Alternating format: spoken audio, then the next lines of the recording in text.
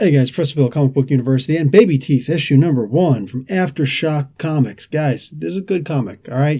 Don't expect that there's going to be a bunch of superheroes running around, flying around, and cape wearing. That's not going to happen here. This is a very different kind of comic. We got Donny Cates and we got Gary Brown on this. Guys, basically, there's this girl, and she's doing a little video with her cell phone, and she's basically giving a recount of when this child was born, her child. The child was actually born just last Wednesday.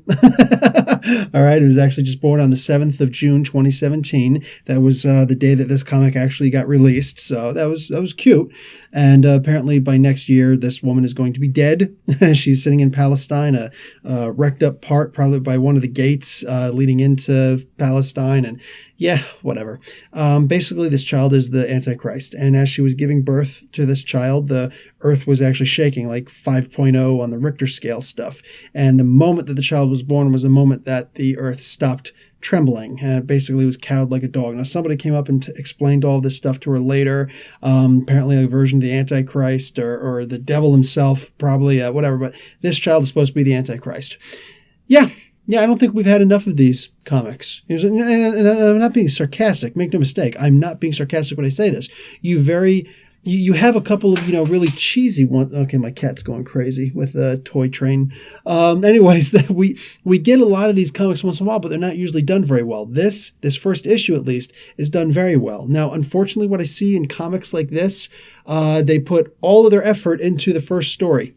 All right, sometimes just the first issue, and after that, it's like, oh, it was successful, people liked it, so they start having delays in putting them out, and they start having story issues, and oh, the artist quit because he got a better offer someplace, and just whatever, man, whatever. So I'm hoping that stuff doesn't necessarily happen.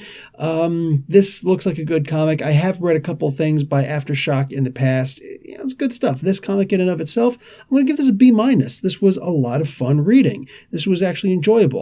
Oh, by the way, she named the child Clark, and yes, named it after Superman. Technically her father, or her grandfather, but realistically, no. She actually said herself she named the child after Superman. That's awesome. And of course, what would happen if the child was actually a female?